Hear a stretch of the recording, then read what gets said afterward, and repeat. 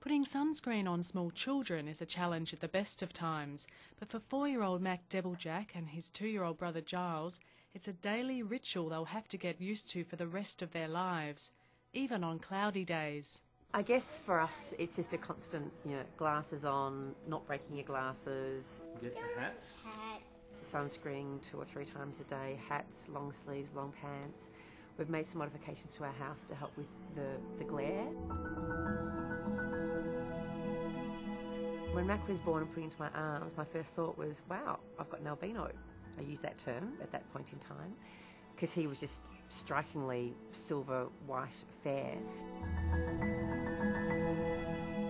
And then he opened his eyes and they were blue, and I thought, oh, no, he's not, he's got blue eyes, he can't be an albino. And didn't articulate that thought to Simon or to any of the healthcare professionals. And then 2 years later, we got a diagnosis. I thought, oh, that's exactly what I thought when he was first born. Albinism is a genetic condition whereby the body makes less melanin than normal, and melanin is the pigment that gives colour to our hair and to our skin.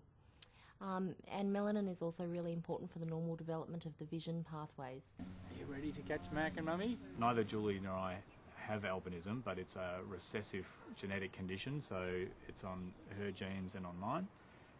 We're both carriers. Yeah, but there was no family history, so it wasn't anything that we expected at all. But then once you have it, then it's a 1 in 4 chance every time you have kids. It wasn't until Mac Debblejack was nearly 2 years old that he was finally diagnosed with albinism after a maternal health nurse noticed unusual eye movement. He had to wear a patch for 7 hours a day to save his sight in one eye. If I see you in the park and you've got really blonde kids, I'm more than likely going to come and say to you, oh, my children have albinism. Do yours? It's a stigma. I think it's a disability. People don't want to. If you're a bit borderline or you can get away with it, people think, I don't want to even know about it myself. She doesn't. The stigma associated with being an albino, or a person with albinism as they prefer to be known, is not helped by popular culture. The reason why albinism is so poorly understood in the community is thanks a lot to popular media and popular culture, particularly with Hollywood. There's been over 60 movies that have been produced where the person with albinism is cast as the evil albino. You think of The Matrix Reloaded, The Da Vinci Code, and on and on and on it goes. So that evil albino stereotype has been propagated through Hollywood, which doesn't help with the general understanding of the condition. But reality is a long way from Hollywood. An estimated 17,000 Australians have albinism, and their main disability is vision impairment. But with modern aids, there is no reason why they can't lead normal lives. However, if you're born with no pigment in the harsh environment of the Democratic Republic of Congo, life is not so easy. Now living in Hobart, African refugee Muzaliwa Kazomi says he had no money for sun protection and his skin suffered terribly as a result. The black people were laughing me a lot and telling me that I will never get married, and I'm not better like them. I looked like a pig. Not only was Muzaliwa Kazomi treated as a non-person, he often feared for his life.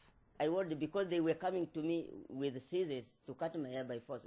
Why were they coming to me and with scissors to cut my hair? Why? Sydney-based doctor Shari Parker also has albinism and managed to gain a medical degree despite being legally blind. She met Muzaliwa Kazomi through the Albinism Fellowship of Australia. She was horrified to learn that there have been 30 brutal albinism murders reported in Tanzania in recent years. As well as the murders, limbs have also been severed from children, as the body parts are highly prized by witch doctors who believe the bones have magical properties. Over there's the belief that a person with albinism, their skin tissues, their hair, their bones, when ground up and made into potions by the witch doctor, can bring good health and good fortune. That really just has sent an earthquake through the Albinism Fellowship of Australia. It just breaks our hearts that our brothers and sisters with albinism living in Africa are treated in such a way purely because they look different. It's just awful. I bawled my eyes out for hours and hours after seeing it. The Albinism Fellowship of Australia wanted to help in a practical way. They have launched a national campaign to gather donations of hats, sunglasses and sunscreen.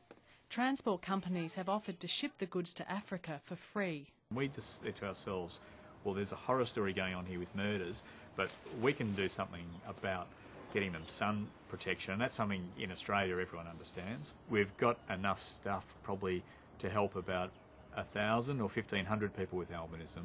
Now, in Tanzania alone, there are 200,000 people with albinism. Since coming to Australia 2 years ago, Muzaliwa Kazomi has been lobbying hard to get support for his sister. She also has albinism and lives in a refugee camp in Tanzania. She's in a really bad situation, you know, because there are many people who are looking for them, for her, and to cut her by force and take her away to do whatever they like. Late last week, Muzaliwa Kazomi and his wife Shirikuru Kazoni finally received some welcome news.